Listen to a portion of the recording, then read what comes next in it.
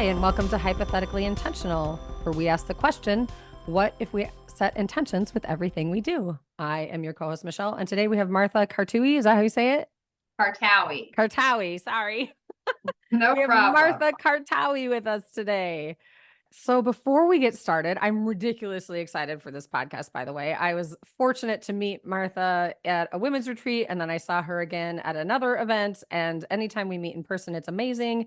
But really, anytime we connect, it's just you'll see. So my intention today is to drop in to that beautiful connection and friendship that we are fostering, but also that I feel like the listeners can also begin to play with amongst themselves as well, whether you want to foster a friendship with someone you know, or whether you kind of want to drop in and feel like you're sitting at a table with us and building a friendship with us as well. It just feels like today is all about that. Like, I don't know, I'm picturing like a big family dinner, like hanging out and connecting. So welcome.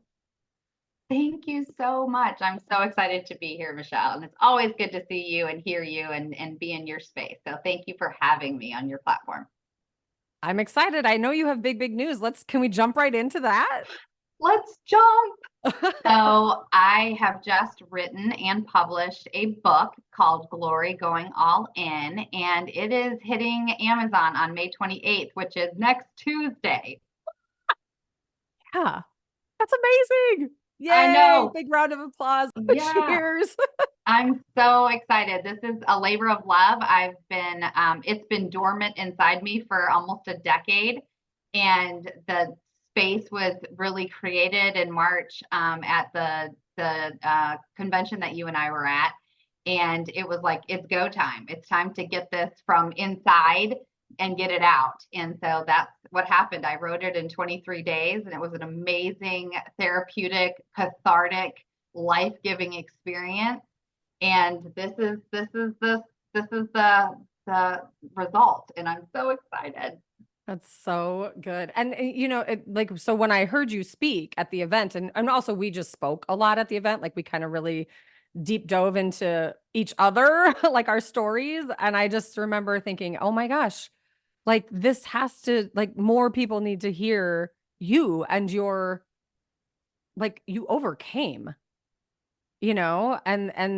and you did it in such a way, at least for me, it felt, I was like, you did it with grace and you did it with a strength that, like, how sometimes when people hear a story, they're like, oh, I could never. And it's like, well, yeah, but we all could. Yeah.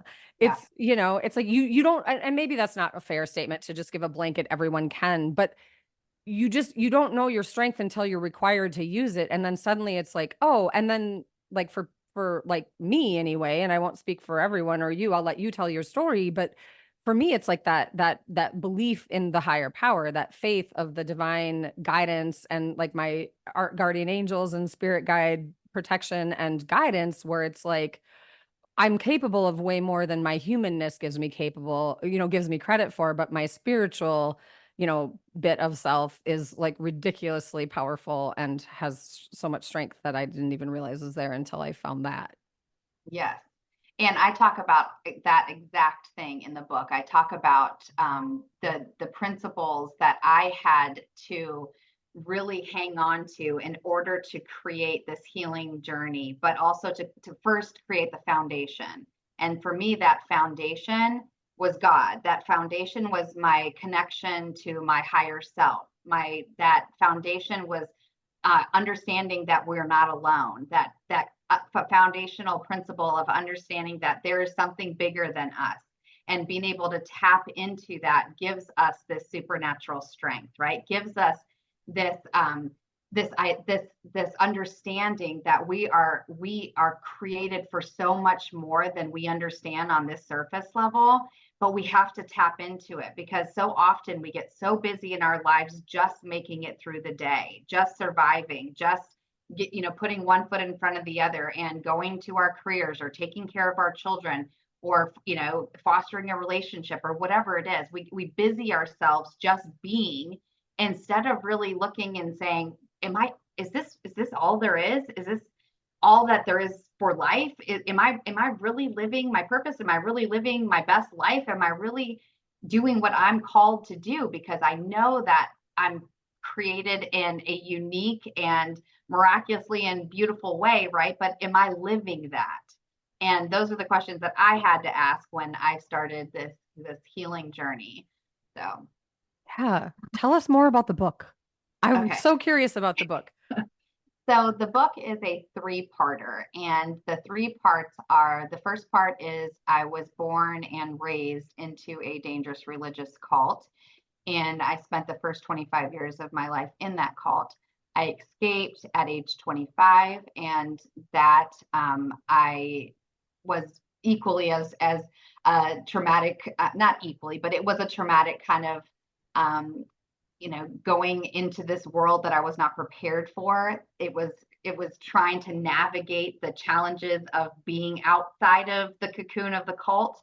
And when I was so used to being isolated, and I was so used to that just being my normal, right? Like, even though it was trauma filled, sexually, physically, emotionally, spiritually, even though that was all I knew. So when that's all you know, you don't know what you don't know until you find out you don't know it. And for Yeah. me, escaping and getting into the real world, where there's the internet and where there's social media and where there's people that aren't part of the cult, right? It was a very arduous journey of like acclimating and figuring out who I am in this new big bad scary world that I was unprepared for. And then the third part, so the second part is my healing journey, and then the third part is I am a certified life and health coach, and I've created a trauma recovery program, and it's called the All In Warrior. And it really talks about the principles that I had to create in order to find my healing. But it also talks about, just in general, what is required when you go within to find your healing. What connections do you have to have? What foundational principles work for you to create the space in order to heal, right? And so I cover those principles in the book as well. So it's a three-parter, and it's the cult, the healing, and then the principles. Beautiful. That's what I love, so many things about what you said I love. I want to touch on a couple. One, you talked about, because this speaks to my heart, because I think so, and maybe this isn't fair. It's just, in my experience, I've met several people who show up in a way where they have their structure, but they forget to take into account like what the human that they're working with actually might need for them. And it's not always exactly that structure in the way that structure is. So I love the foundation of a structure to work within, and also, there has to be that layer of really understanding what that person might need for them in their healing. And I think that's one of the main reasons you and I connected on such a deep level at that retreat, because we were just like talking about healing and the journey, and we are so aligned. And like, you have your healing journey and you created a foundation or a structure that worked for you, that then gives you the guidance and the structure and foundation that you need to then hold that space and offer that, be that catalyst for others in their healing, which is the exact same thing I did. I had my healing journey, figured out how I did it so it doesn't have to take somebody 15 years, 20 years to do it themselves, but also understanding that it happens in their own divine timing and in their own divine way. And that if that's not honored, it can just create a whole nother ruckus of of things to have to work through and heal. So Right. I love that you said that. The other thing you started, I can't remember exactly what you said, but you started, what downloaded for me or what came in for me feels like you talked about that surface level, how we like to kind of stay there in that busy surface level, and finding sort of the things that feel like we're doing something, but we're not actually in that deep dive. And how that works, or how that like comes in, is that the surface level is actually the harder, like it's harder to tread water than it is to sink to the bottom, as long as you have all your tools. You need an oxygen mask, you need, your suit to keep you warm, and your flippers, all those things. But it's like the deep dive is where it's at. The deep dive is where it's actually safer and more profound healing happens down in the depths, versus like that surface is not sustainable. It gets exhausting. And it was interesting to hear you talk about like the cocoon of the cult, didn't feel all that different than the brand new world that you were now exploring without tools. I'm guessing you had some earth angels, some, right, some really great humans that could help you, not to mention your divine counsel, right? But like to help you navigate your way out of that. That feels so much like the healing journey. Like our pain points are comfortable because they're known, and that cocoon of that, whatever it is, there is some level of comfort there. It feels on some level safe, which is such a weird thing to say. But then when you go into the healing journey, it's like all of that is unknown. You're unraveling and revealing who you are and finding your soul space and all those things. Not that you didn't know it before, but like there's just this new uncovering where you're like, okay, well, now I'm naked and afraid and I don't know what the hell to do. What do I do? Yeah. And that was my experience when, when people hear that I escaped a cult and they're like, well, it was all better after you left. And it's yes, you left one trauma and you created this new trauma because I didn't have tools in order to Yeah. really understand who I was, to have any self-worth, have any self-awareness, have any self anything, right? And so what I did is I just wrapped myself and all my trauma with this brick, like, and mortar strong, like protection. I wore this armor of like, you're never going to get too close to my trauma. And then I just started rebuilding my life on a surface level. So you talk about that Mhm. surface level, right? So that surface level for me meant that I was really successful in my first career. And, I poured myself into that because I had a good work ethic. I was a boss, right? And so I fell into this corporate and did really well, right? And I was in physical therapy and I was an administrator and I did really well and I ran clinics and I was super successful, but I was completely empty inside and I was completely struggling with my everyday existence because I felt like a fraud. Because on the Mm. outside, everybody like celebrated me and I was a boss and I was doing all these things for other people. But inside I was completely a fraud. I was not taking care of myself. And this kind of eventually started the unraveling of my life because it started to manifest in a physical way. So all this stuff that I had buried and armored and controlled and kept inside started manifesting in my physical health. And so my Mm. physical health started taking a turn. So by the time I was in my mid 30s or early 30s, I was obese. I had gastrointestinal issues. I had hormone imbalance. I had chronic migraines. I had back and neck pain. I had fibromyalgia. I was given a list like depression, anxiety, PTSD, like I was given every diagnosis. But what I realized what eventually was all of those things were a physical manifestation of an internal problem. And the internal problem was that I had not dealt with any of the things that had happened to me within the cult or had happened to me in life in general. I had just like every time something happened, I just like womaned up and said, I got this, I'm stronger than that. And I'm just, I just kept going. I just kind of bulldozed my way through life because I am strong. I know I am strong, right? But eventually you just don't have enough strength on your own to keep that up.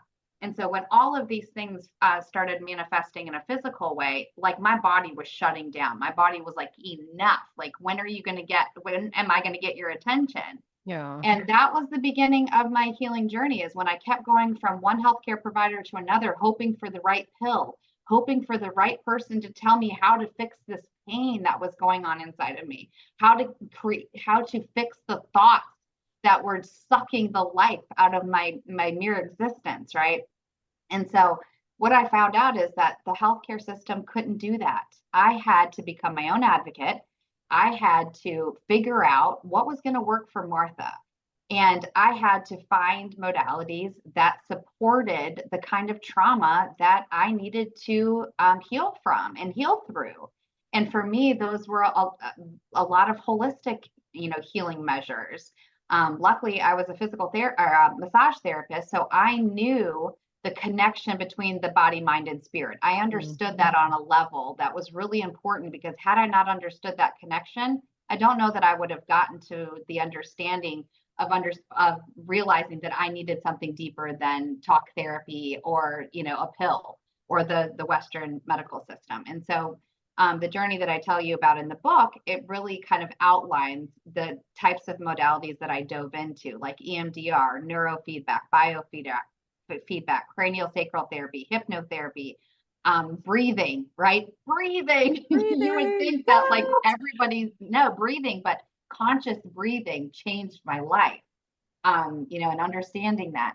And so I talk about, how that all contributed to my healing journey in the book. But I had to be my own advocate.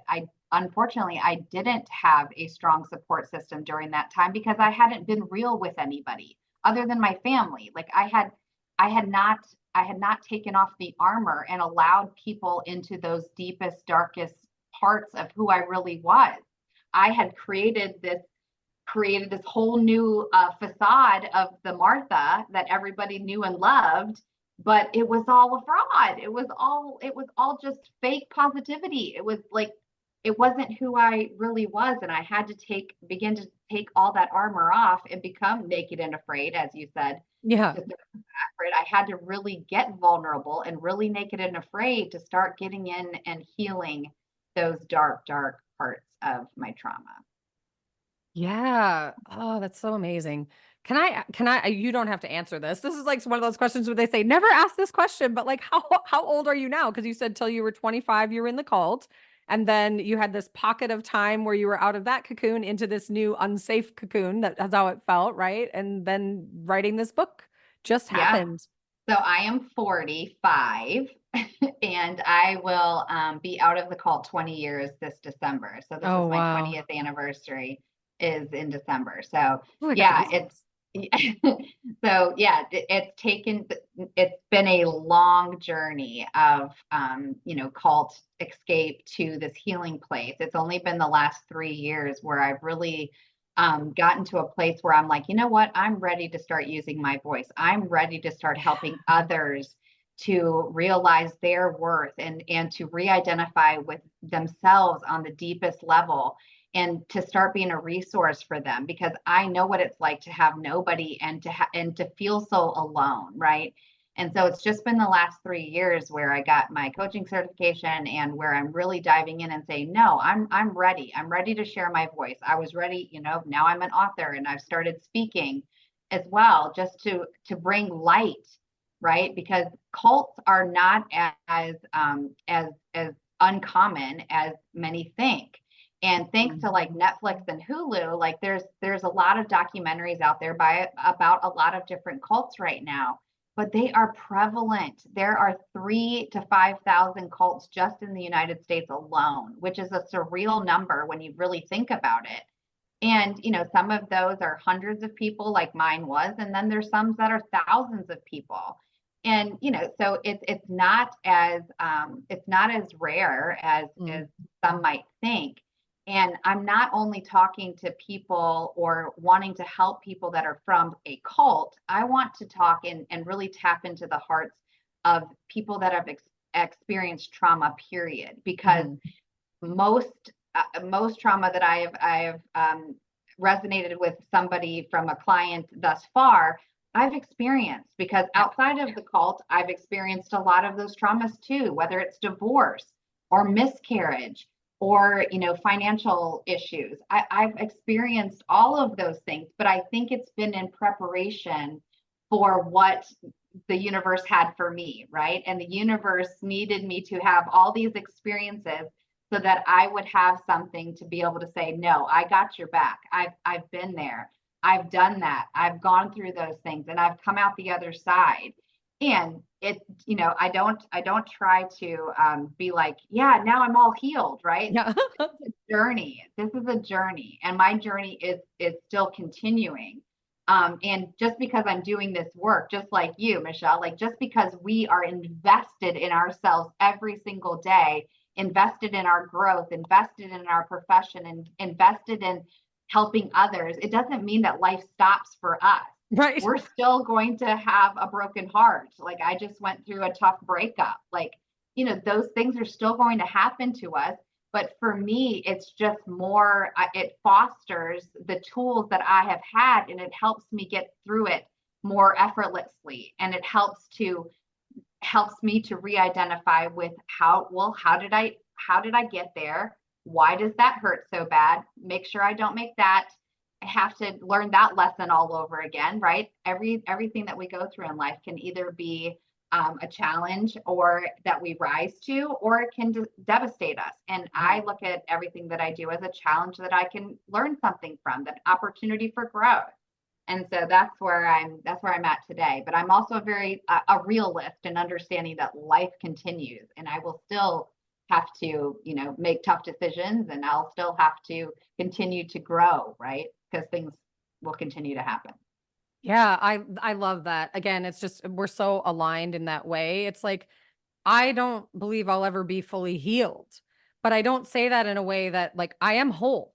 You know what I mean? Like I am whole. I will never be fully healed. And I actually, that's a good thing for me. There's always more work to do. If I stop, if I claim myself as healed, I'm not learning anything. I'm not growing. And I suddenly become a more of a disservice to my clients than someone who can actually be a catalyst for their healing, to inspire them to choose their self-healing. And it looks different for everyone. But the fact that I'm doing it, have done it, continue to do it. And much like you, I thought it was interesting when you said you're finding that your clients, like the clients that find you, have similar wounds, right? It's like the number of times I meet someone, we have a conversation next, or they're in a Reiki training, say, right? And then they tell me one little thing, and then it leads me to be called to tell a story. And then I find out we have a very, very similar, whether it be sexual trauma, divorce, abandonment, neglect, like all the different, pain points that we have throughout our life that we can then, it's, like we're in this together, and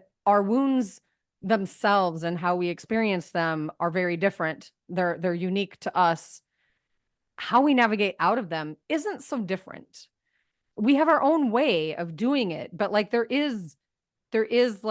are things that are needed and required that are pretty universal for how we navigate out. And I don't mean that like it all feels the same. I just mean like, No. it requires, I believe it requires community and love, right? Like heartfelt, compassion, and then uncomfortableness. It's going to be uncomfortable, like determination and courage and self-love and self-worth and all those things. And it's like, if you don't have those things yet, like I say yet, that opportunity is there for you. And how that evolves within you is yours to choose. But you talked about the bricks, and I just thought, oh, that is how I've always seen how I've guarded myself before I started any healing. It's like I had all these bricks built up, like, and there's only so many. Your bricks can only get so they can only go so far. At some point, you got to stop putting the bricks in the way and get them the heck out of the way. But I spent a lifetime putting my bricks up, for the first, I don't know, 30-ish, 40 years of my life, putting bricks up, guarding myself, protecting myself. Nope, nobody's getting in. Don't want them to see all my stuff. Don't want to allow love, because then I allow hurt and pain, and I didn't want that, right? Like all those things. And it's like, but taking those bricks down and then like building the foundation with like authenticity and courage and love and compassion is amazing. And that all the things that you talked about, that's what I heard. It's like, yes, this is why we just went we just like locked in at the retreat and had such great conversations. And I feel like there's just a deep understanding with each other. And, the more we talk, the more I understand why. It's because while our journeys are very different, our healing isn't so different. And our desire for a world that has less pain in it, or at least has the opportunity to overcome those pains and those wounds, is like, that's one of my most like passionate, like things I'm so passionate about. Is like, let's get unstuck from that suck. You don't have to live there. I lived there for way too long. And I say that, but I'm not beating myself up. Like, I didn't know there was another possibility. I thought that was just how the world worked. Yeah. And then suddenly it was like, wait, what? I can choose something different. Yeah. Amazing. So I talk about this in the book as well, but I also talk about this in my coaching, is that sometimes when we start the road of healing, we stay in the survival mode, right? Mm-hmm. The mode of just like, you've learned a few things and then you're just surviving, kind of keeping your head above water. And really investing in yourself takes you from surviving to warrior, right? Mm-hmm. Like you're like, no, I'm owning who I am. I am in love with who I am. I have found my purpose, my passion, my juice, my reason to get up in the morning, my understanding of that I am a unique creature that is created in the image of God. And the universe has my back, and I am ready to do things different. Like that's the warrior, right? Like that's when the warrior comes out. But so often the clients that are finding me are stuck in that survival. They're like, I don't want to just survive anymore. I'm done surviving. Like I want to take the next step, right? And the word survivor, right? I'm a domestic abuse survivor. I'm a this survivor. I'm a that survivor. Like it can have a fine connotation, but I don't want to just survive. Like I don't want to just be a cult survivor or a sexual abuse survivor or whatever it is. Like I don't want to just be a survivor. I want to own my stuff enough to say, no, I'm a warrior for this cause. I'm a warrior teaching others how to do this for themselves and giving of myself, right? And when you talked about love and compassion and living authentically and all those things, it's like you read my book, because those are principles, right?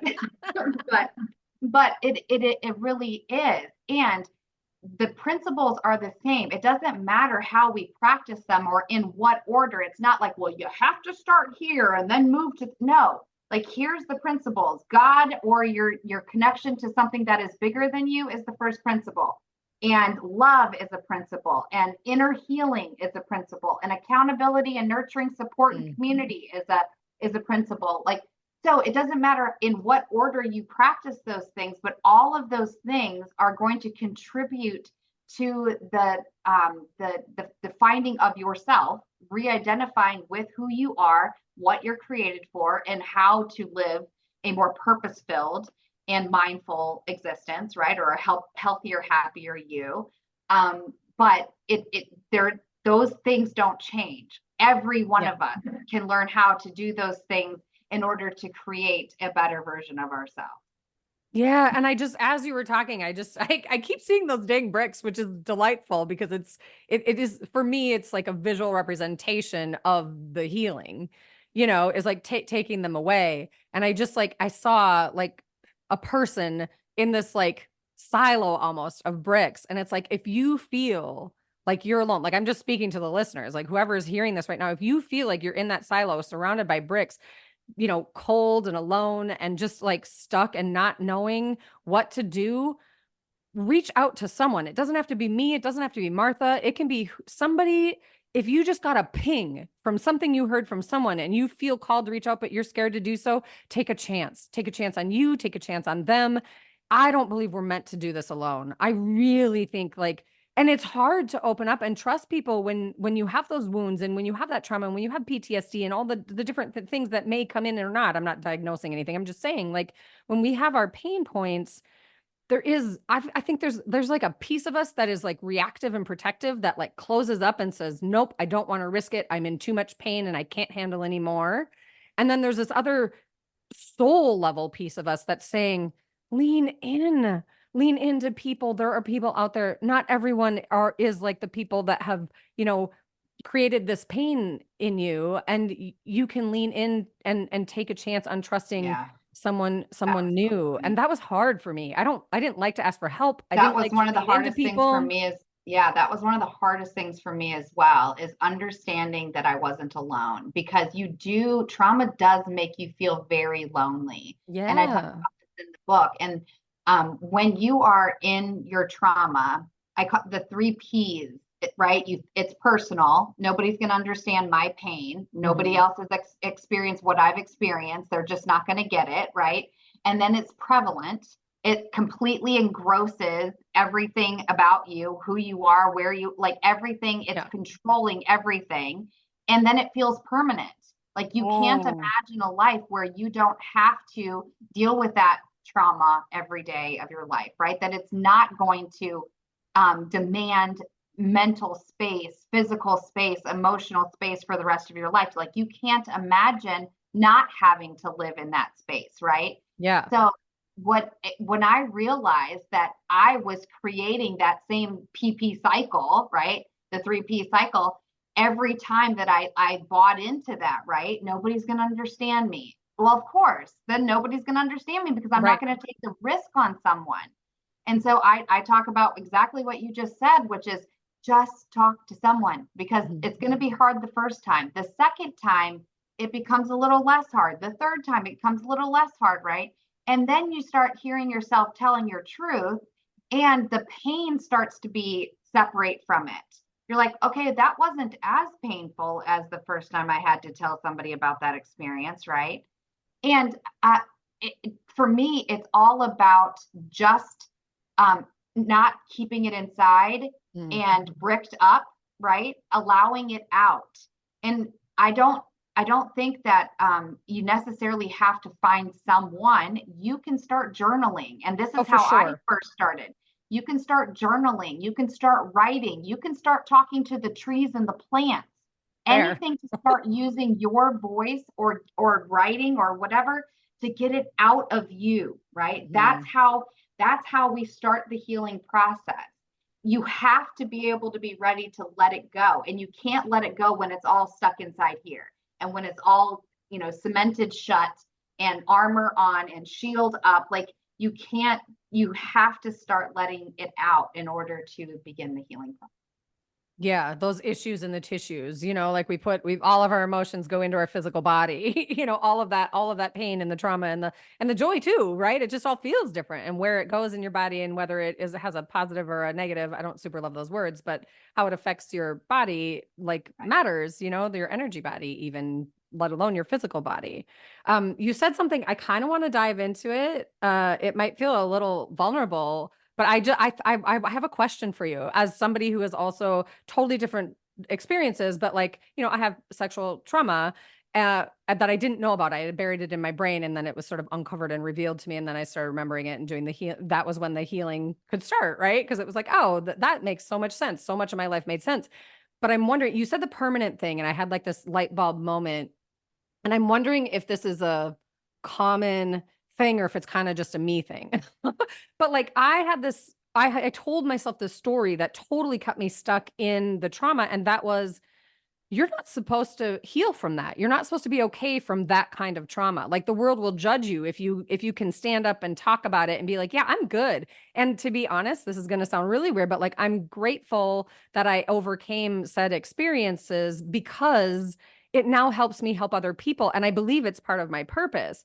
But like there was a time in my life where I'd have been like, oh my God, people are going to judge me. I'm going to feel guilt and shame because I healed from this thing, because it's nobody's ever supposed to be able to heal from, and I'm just like, why, what part of me told myself that ridiculous story? Is that you, did you have that same experience, 1 or how would million that look for percent.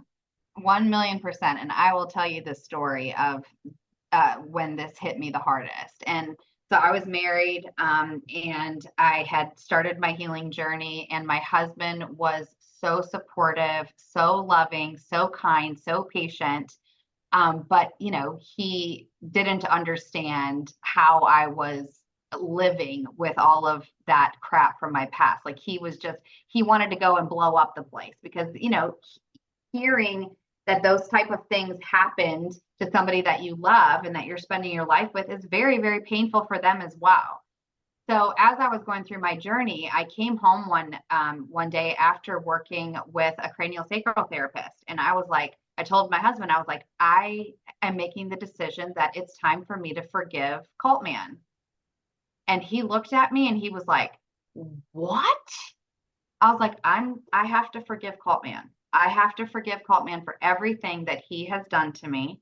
I have to forgive my sexual abusers. I have to forget, like, I gave him the list of the traumas, and I said, I have to forgive these things, and I'm going to do that. And he was like, Martha, there's no reason for you to forgive those people. Like, what they did was wrong. And what I explained to him is that forgiveness is not for them. Forgiveness is for me. Because when you have unforgiveness or anger or pain or any of those things in your heart, you're carrying around basically an anchor to the bottom of the deepest, darkest, most gunk filled ocean of black tar. And that was because I was so burdened with all of this pain and anger and sadness and guilt and shame and gross, that I couldn't breathe, right? It was consuming all of me. I had to forgive in order to set myself free from those things, not for them, right? Right. And I've never, I went through the forgiveness of each of those people, and I'm thankful now that I understood even 10 years ago that I had to do this for myself, because it set me free. Yeah. And so now when I say, yes, I have forgiven Cult Man. Yes, I have forgiven the abuser that first abused me when I was 9 years old. Like, I have forgiven all of the people that acted against me. I've never had the opportunity to let any of them know that I forgave them. And I don't need that, right? No. Because for me, I set myself free. I took those shackles off of me that were pulling me into that tar, just, ocean of gross and gunk. And I took my shackles off, and I was able to breathe again. And I understood in that moment why this was a necessity. Yeah. I did that same thing. I forgave, and I said the words "I forgive you" to said human, but they passed before I had actually truly forgiven. But what I Because it is a realized, process. what's that? It is a process. It is a process. And then it was almost like in the passing, I was like, oh yeah, I said I forgave. Didn't like I wasn't there yet. I wasn't ready. But then for me, over time, I actually realized I also needed to forgive myself, which sounds really strange, but like there was a piece of me now that was mad at myself for allowing it to happen. Like, that's a weird way to say it, but like, that was kind of Yeah. where I was at. There was like a subconscious piece of me that was like, how could you? How could you, like, you're so strong and confident, and like you have the courage to do these hard things. How could you possibly let this happen to you? And it's like, yeah, that's not it. That's not how it goes. But there was that piece of me that Yeah. really, truly, I needed to forgive myself because I was mad at myself somehow for some weird reason for even allowing myself to be in shared space, Right. with this person that was clearly not for my best and highest good. But I say that, and then there's a piece of me going, but hey, like, it is for your best and highest good. It's part of your process in this lifetime for how you show up in the world and how you help other people. So even me saying like it wasn't for my best and highest good, it's like, well, maybe it was, which is, again, this sounds very counterintuitive if you haven't like been in the space of like doing the work in this way. And that's not a judgment. That's just like it was a weird evolution for me. And I still find it interesting that I had to forgive myself for my traumas, Yes. you know? And I absolutely went through that too. And um, even though, right, in the adult version of me, I knew that that child that had those things happen to her could not be accountable for those types of horrendous acts, right? Like, that. But no, I carried around that anger to myself for a long time. The Yeah. anger of, I'm stronger than that, but why wasn't I strong enough then? Why didn't I say no? Or why didn't I fight harder? Or why, all of those things. And I beat myself up about that for a long, long time. What I didn't understand, though, was that while I was beating myself up and carrying all of this, I was just recreating that energy of Yes. unforgiveness, of anger, of upset, of sadness. I was just recreating that. And so I would create chaos in my present life because I wasn't able to let go and forgive myself from something in the past. And so I began creating this chaotic new life, right? That my husband was now, like I was taking it out on him. And when I made the connection of forgiveness and understanding I had to forgive others, I realized I had to first forgive myself. It had to start with me. I had to be like, if I was going to forgive them, I had to forgive Martha first. Yeah. And that was more difficult for me than forgiving others Yes. because I had to live with Martha afterwards. Right. And so Right. it was very personal. It was I had to make sure that I truly believed that I was worthy of my own forgiveness.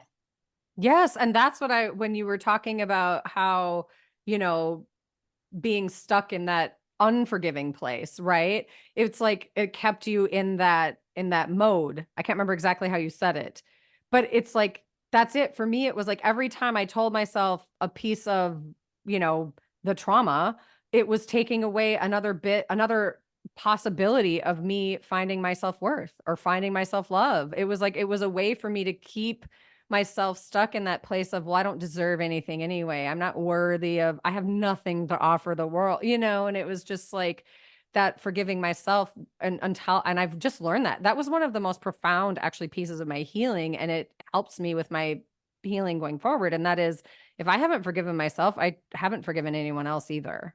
Yeah. Like that's really where it starts. And Yeah. it's such a interesting thing. If somebody would have told me that outside of me ever doing that, I would have been like, what? That doesn't make any sense. You don't have to forgive yourself for that. That was done to you. Not like you're not a part of this. It's like, I am the part of this. I'm the one who has to live with it or not.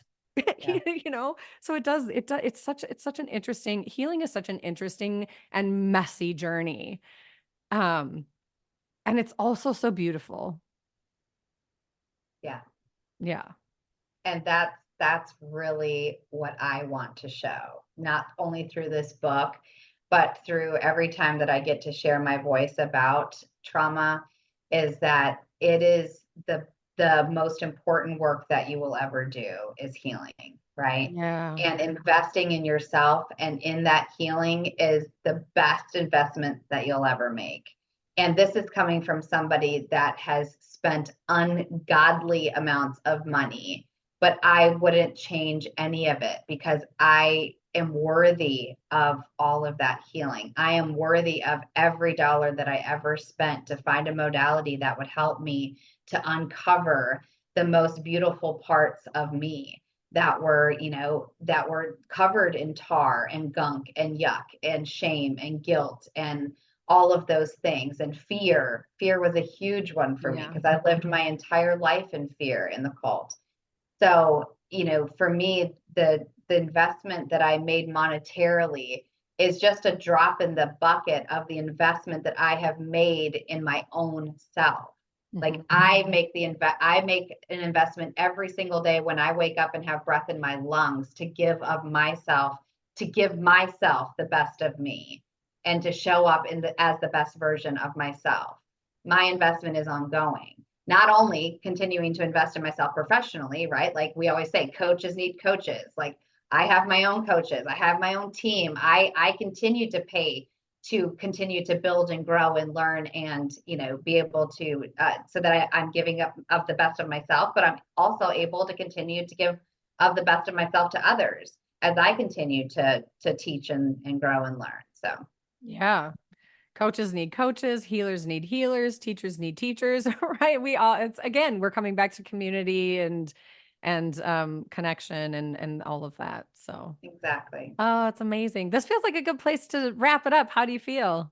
I love it. This has been so much fun. Time flies when you're having fun. It really does. Is there any tell us where can they find your book? So you can go to www.letgloryshine.com, and that will have all of the links for Amazon, for Kindle, for the paperback, for all of it. And you can also check out my website at the same link. That's what I was going to ask because that was my next question. How can they get a hold of you if they want to engage with you further? Absolutely. And Perfect. social media, look me up. Beautiful. Thank you so much for spending time with me today. Any last things you want to share? No, this was amazing. And thank you for sharing your platform with me. This was so much fun. I just love having real and authentic conversations about real things, right? Like not sugarcoating it and making it look prettier and putting a pretty bow on it. Like I love having the hard, deep, authentic conversations about real things that real people are really going through. So thank you for allowing that sacred space to be shared here. Thanks so much for being here. All right. That's a wrap for today. Bye. Be you every day.